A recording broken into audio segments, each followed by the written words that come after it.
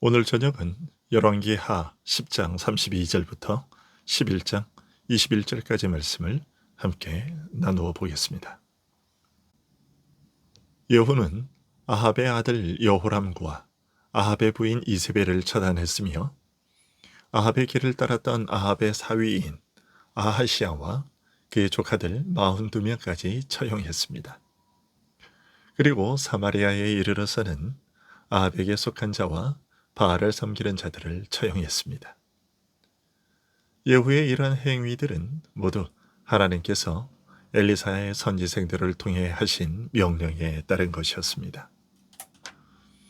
이에 하나님께서는 예후의 자손 4대가 북이스라엘의 왕위를 잇게 될 것이라 하셨습니다. 예후를 포함하여 5대에 걸쳐 북이스라엘의 왕위에 앉게 된 것인데요. 그 기간은 89년이었습니다. 북이스라엘의 왕조들 가운데 이토록 오랜 기간 동안 왕위를 유지했던 왕조는 없었습니다. 하지만 예후는 이러한 하나님의 은혜를 입고서도 하나님께 충성하지 않았습니다. 하나님께서 명하신 바에 따라 아합의 집을 멸하기는 했으나 그 일을 수행한 목적은 하나님을 경외했기 때문이 아니었던 것이죠. 그러면 예후가 하나님께서 명하신 바를 수행한 이유는 무엇일까요? 그것은 정권을 쟁취하고픈 욕망이었습니다. 어떻게 그렇게 평가하는 것인가? 열왕기하 10장 29절과 31절이 그것을 알려주고 있기 때문입니다. 먼저 29절을 보시면 이스라엘에게 범죄하게 한 느밧의 아들 여로보암의 죄, 곧 베델과 단에 있는 금송아지를 섬기는 죄에서는 떠나지 아니하였더라 라고 말하고 있고, 31절에서는 그러나 예후가 전심으로 이스라엘 하나님 여호와의 율법을 지켜 행하지 아니하며 여로보암이 이스라엘에게 범하게 한 그 죄에서 떠나지 아니하였더라 라고 말하고 있습니다. 첫째는 예후가 바알 우상과 그 신전과 바알을 섬기는 자들을 처단했으나 여로보암이 베델과 단에 만들어 놓은 금송아지 우상을 섬겼다는 사실입니다. 예후가 만일 하나님을 경외하는 마음으로 그 명하신 바를 실행하려 했다면 그는 여로보암이 만든 금송아지 우상마저도 파괴했어야 했습니다. 하지만 그렇지 않았습니다.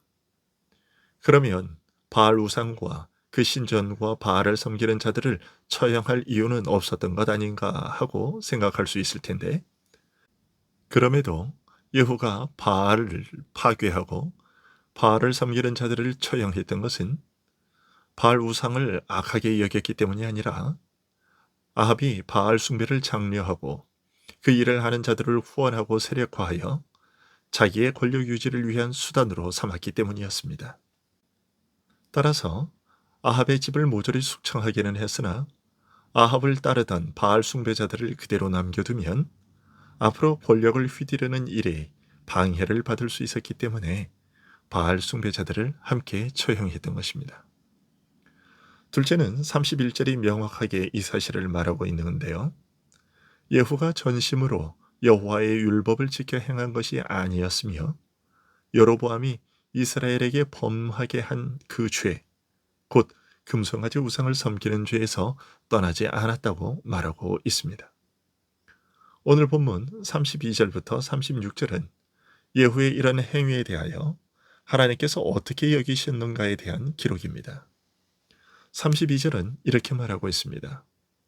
이때에 여호와께서 이스라엘에서 땅을 잘라내기 시작하심에 하사엘이 이스라엘의 모든 영토에서 공격하되, 북이스라엘이 그 영토를 조금씩 잃어가기 시작했는데 그 일의 실행자는 여호와이셨다고 전하고 있습니다. 예후가 아합의 집을 심판하는 일을 온전히 수행하자 이후 4대를 왕위에 앉게 하시는 복을 주심으로 예후가 하나님을 섬기고 백성들을 하나님께로 이끄는 자가 될 수 있는 기회를 주셨지만 그 기회를 붙잡지 않고 금송아지 우상을 섬기자 북이스라엘 영토를 떼어내기 시작하셨던 것입니다. 이처럼 여호와께서 이스라엘 영토를 잘라내기 시작하셨다는 사실을 통해 예후가 아합의 집을 멸하고 바알 신전과 그 숭배자들을 처형한 이유는 예후가 하나님을 사랑해서 그 일을 벌인 것이 아니라 자신의 권력욕을 채우기 위해서였음을 알려주고 있습니다. 한편 하사엘이 예후를 공격한 것에는 나름대로의 이유가 있었습니다. 성경에 기록되지 않은 고대 중동의 역사 기록을 보면 국가 간의 상식적인 관계로 이런 일이 벌어진 것처럼 보입니다. 기원전 10세기 말부터 아수르는 왕성한 정복 전쟁에 나섰습니다. 이에 아람의 벤하닷과 북이스라엘의 아합은 주변 다른 여러 왕들과 연합군을 형성해 대항했습니다. 마침내 기원전 853년에 이 연합군은 아수르 군대와 충돌하게 되었습니다. 그 전쟁이 끝난 지 12년 만에 아수르의 살만에셀은 다시 아람을 공격했습니다. 당시 아람 왕은 벤하닷의 뒤를 이은 하사엘이었습니다. 오늘 본문 31절에 나오는 바로 그 하사엘입니다. 그런데 이때 예후는 아람 편에 서지 않고 오히려 아수르와 조약 관계를 맺습니다. 살만에셀의 비문에 이 일이 기록되어 있습니다. 그러니 아람 왕 하사엘의 기분이 어떠했겠습니까? 큰 배신감을 느꼈을 것은 너무도 자명한 일이고 거기에 더해 자칫 북이스라엘이 아수르와 함께 자신들을 공격할 수도 있다라는 생각을 가졌을 것입니다.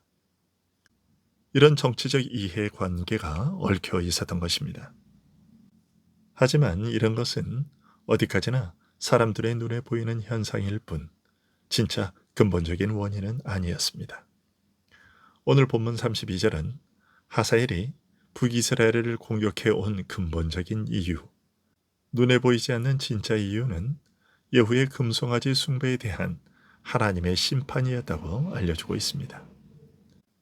열왕기상 19장 17절과 열왕기하 8장 12절의 기록이 이 사실을 뒷받침하고 있습니다. 하나님은 이미 엘리야 선지자 때부터 아람 왕 하사엘을 통한 북이스라엘의 우상 숭배에 대한 죄악을 심판하실 것이라 알리셨습니다. 열왕기상 19장 15절에서 하나님은 엘리야에게 너는 다메섹에 가서 이르거든 하사엘에게 기름을 부어 아람의 왕이 되게 하라 명하셨고 그 이유에 대해서는 하사엘의 칼을 피하는 자를 예후가 죽일 것이요 예후의 칼을 피하는 자를 엘리사가 죽이리라고 알리셨습니다.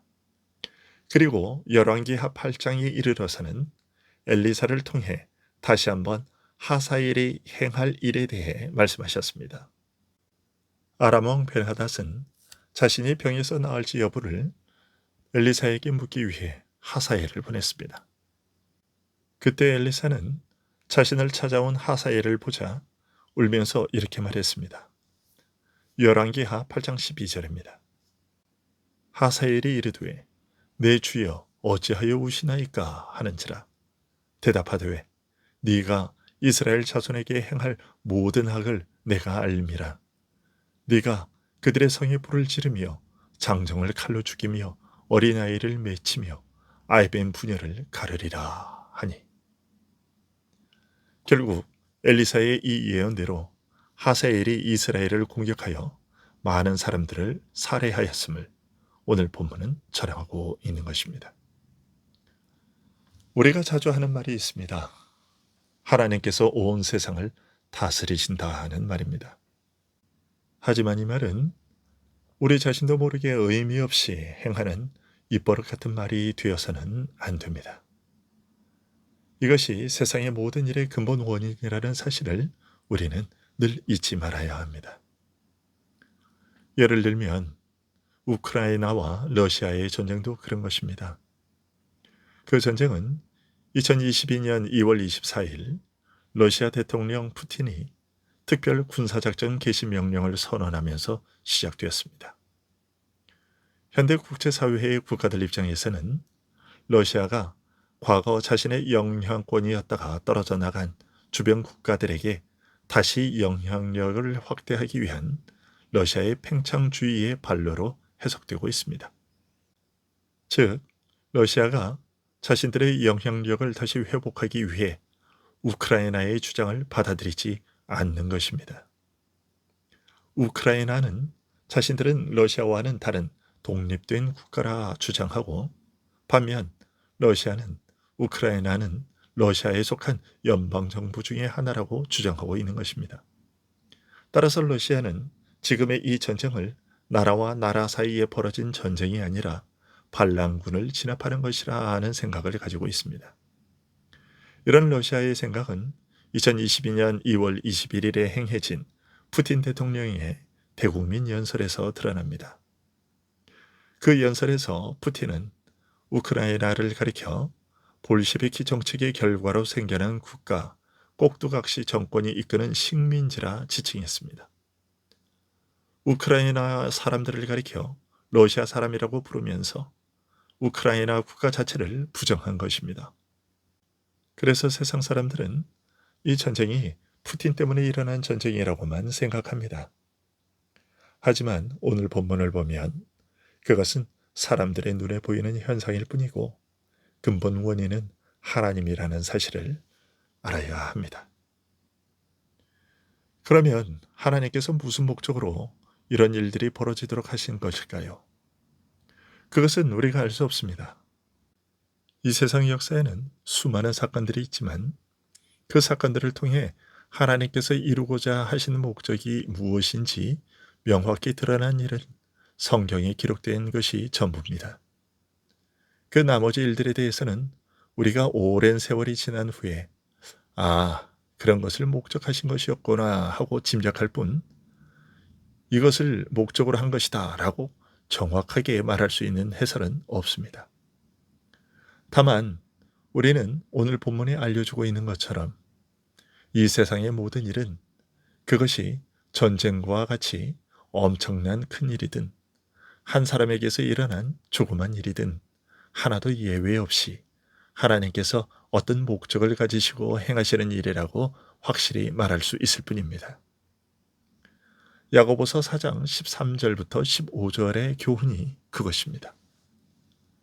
들으라, 너희 중에 말하기를 오늘이나 내일이나 우리가 어떤 도시에 가서 거기서 1년을 머물며 장사하여 이익을 보리라 하는 자들아, 내일 일을 너희가 알지 못하는도다.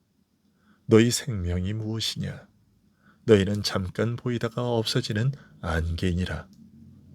너희가 도리어 말하기를 주의 뜻이면 우리가 살기도 하고 이것이나 저것을 하리라 할 것이거늘. 우리는 이 사실을 늘 마음에 두고 있어야 합니다. 우리가 많은 일들을 염두에 두고 계획할 수 있고, 그런 계획들은 우리들의 인생을 위해 꼭 필요한 일이기도 합니다. 하지만 그런 계획들을 세우면서도 제일 앞에 두어야 할 단서, 조건이 있습니다. 주의 뜻이면, 주께서 허락하시면 이라는 것입니다. 이것은 바울 사도가 알려주는 교훈이기도 합니다.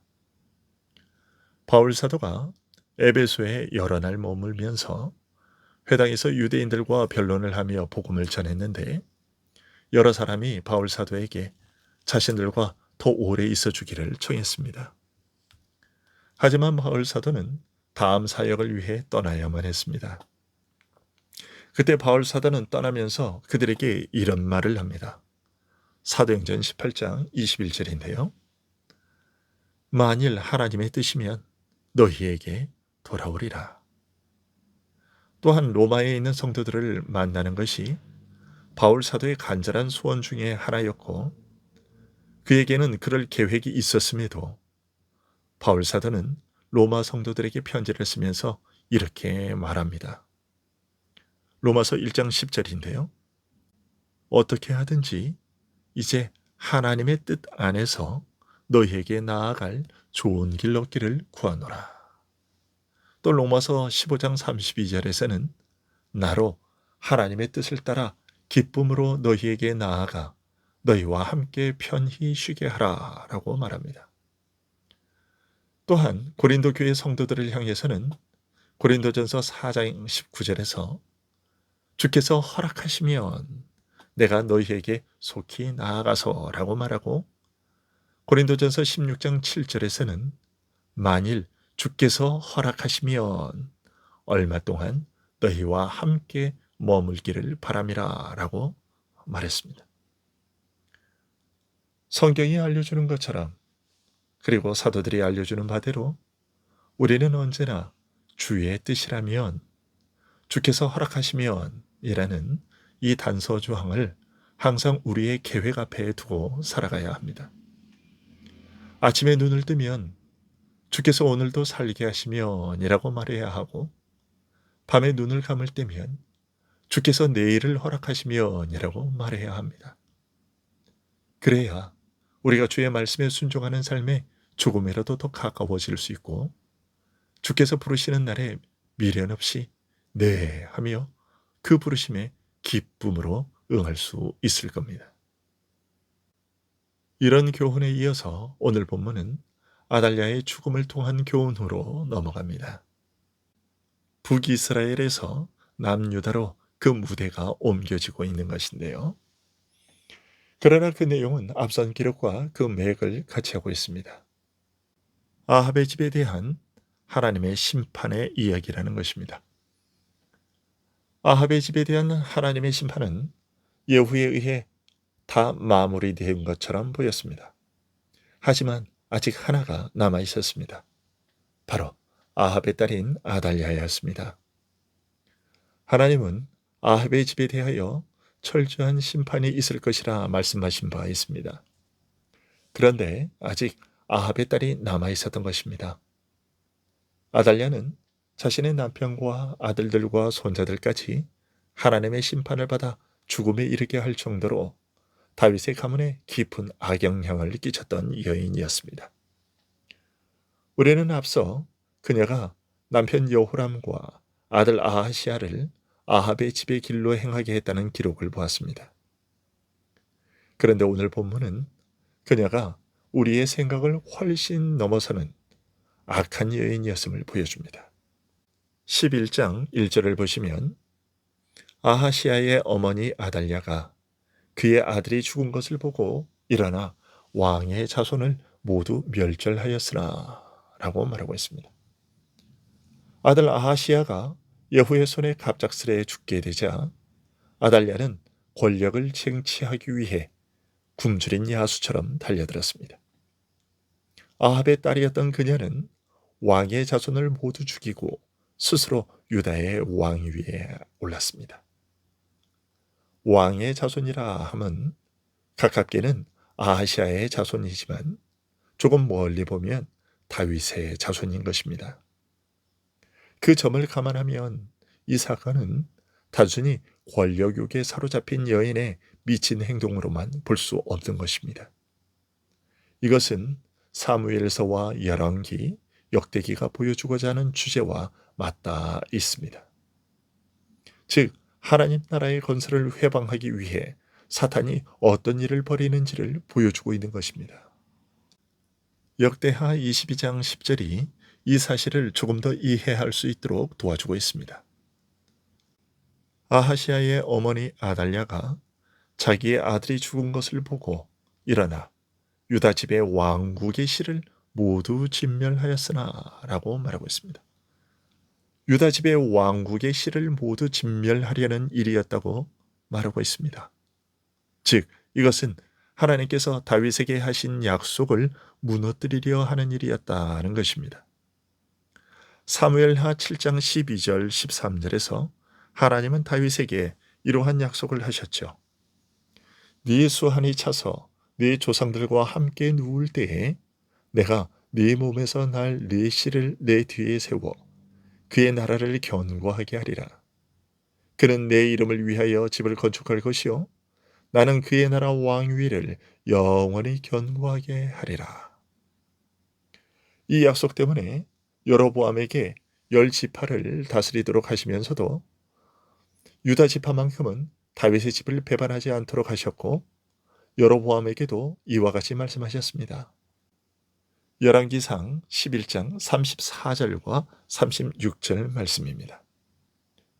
그러나 내가 택한 내 종 다윗이 내 명령과 내 법도를 지켰으므로 내가 그를 위하여 솔로몬의 생전에는 온 나라를 그의 손에서 빼앗지 아니하고 주관하게 하려니와 그의 아들에게는 내가 한 지파를 주어서 내가 거기에 내 이름을 두고자 하여 택한 성읍 예루살렘에서 내 종 다윗이 항상 내 앞에 등불을 가지고 있게 하리라.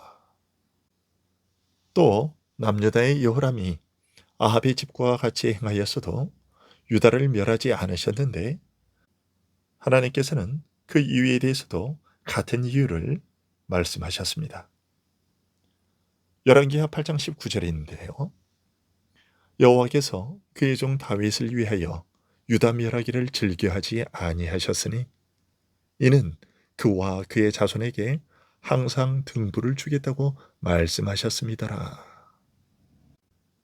그런데 오늘 본문은 아합의 딸인 아달랴가 자신의 아들이 죽은 것을 보고 일어나 다윗의 자손들을 모두 멸절하려 했다고 전하고 있는 것입니다. 이 일이 의미하는 바가 무엇인지에 대해서는 다음 시간에 좀 더 자세히 살펴보도록 하겠습니다.